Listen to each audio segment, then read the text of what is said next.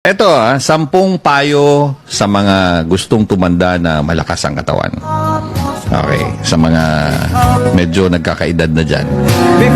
Okay, 10 payo sa mga gustong tumanda na malakas ang katawan. Number 1, babasahin ko lang to, hindi ko na explain para mabilis tayo. Medyo mahaba ito, 10 eh.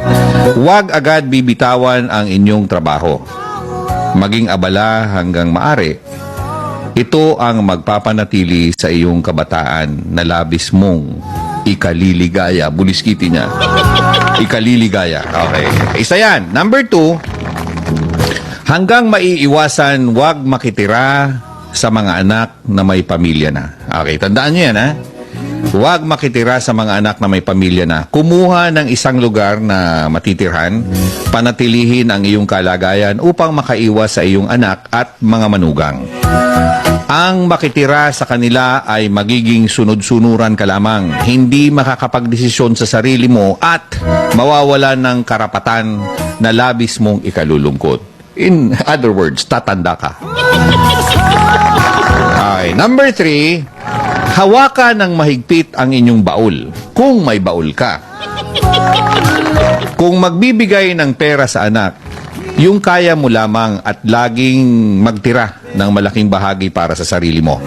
Ang libro ng bangko na may laman ay magandang kaibigan sa inyong katandaan. Subalit, hindi ito sapat. Hindi sapat yan. Mauubos din yan, lalo na pag hindi mo dinidepositoan. Okay? Dapat meron ka pang ibang proteksyon, kagaya ng life, health, insurances, at isama ko na din ang iba pang investments, just in case, na mas malaking tumubo kaysa sa perang itinago sa bangko. Ulitin ko yung mga investments na yon, mas malaking tumubo yun kaysa sa perang tinago sa bangko. Alam naman natin yan eh. Kasino na lang, kakapiranggut lang naman ang interest sa bangko. Okay, number 4. Huwag masyadong maniwala sa iyong anak na nagsasabing kayo ay aalagaan. Madalas mga nababanggit niyan ay siyang mga hindi ginagawa. Aalagaan kunyari, mami, pagtanda mo, daddy, pagtanda nyo, aalagaan ka namin. Buliskiti niya. Huwag kayo maniwala dyan. Meron siguro pero hindi lahat. Madalas ang mga nababanggit niyan ay siyang hindi magagawa o gagawin ng mga anak. Ang mabuting anak ay hindi nagbabanggit ng anuman. Okay, tandaan nyo yan. Ang mabuting anak ay hindi nagbabanggit ng anuman. At ang masamang anak ay kailanman hindi tutupad ng pangakong binitawan. Buliswiti ang bigat niyan.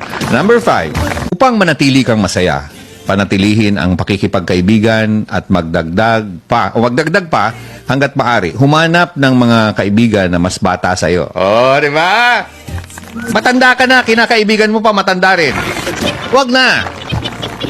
Humanap ng mga kaibigan na mas bata sa iyo.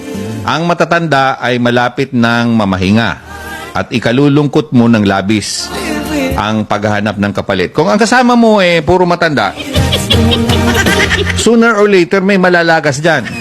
O pag nawala yung isa, malulungkot ka. Diba? Madidepress ka and so on and so forth. Tatanda ka. Okay? Sumali sa mga magagandang asosasyon, grupo, kooperatiba o apostolada. Number 6, maging maayos, laging maganda. Ito maging maayos, laging maganda, malinis at mabango. Ang katandaan ay hindi dahilan upang ikaw ay maging madungis at nanlilimahid. Sila ay di dapat mandiri sa'yo, kaya pangalagaan mo ang iyong sarili. Di ba? Pansin nyo yan? Pag matanda na, amoy lupa na. Minsan nga amoy suka pa. Wag naman, wag ganun. Okay lang kung amoy asin. Ano amoy ng asin? Di ko alam, amoy bawang, sibuyas, Diyos ko. Okay, mga misis yun. Number 7, maging abala sa paggawa ng kabutihan sa kapwa. Asikasuhin mo sila para asikasuhin ka din nila ayon sa law of ripple effect. Huwag kalilimutang magdasal araw-araw. Hindi ito nangangahulugan na magnubina kayo o magrosaryo kayo na. Magdasal. Magpasalamat. Lord, thank you Lord. Yun ang pinakamagandang dasal. Number 8. Number 8, huwag panghimasukan ang bahay o ang buhay ng inyong anak. Ulitin ko, huwag panghimasukan ang buhay ng inyong anak. Hindi sapagkat anak mo sila, ang lahat ay magugustuhan mo, ang lahat ng magugustuhan mo ay magugustuhan din nila. No, no, no, no, no, no, no, no. No, no, no, no, no, no, no. Alalahanin mong nagbabago ang panahon. Okay? The constant change.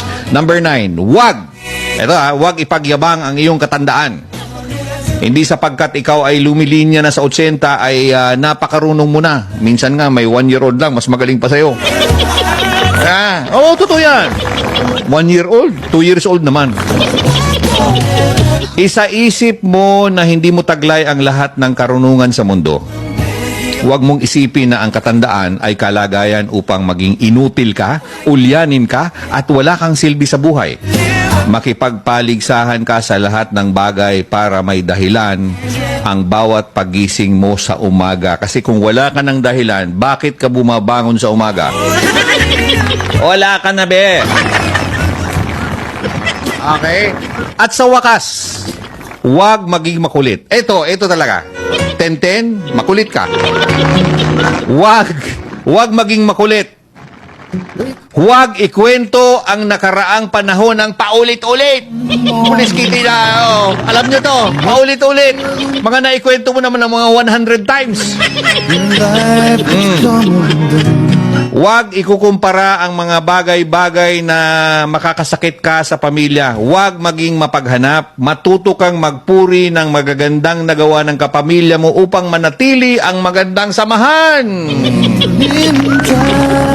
Hanggang kaya, magbasa ng dyaryo kung may dyaryo pa ngayon. Online na lang.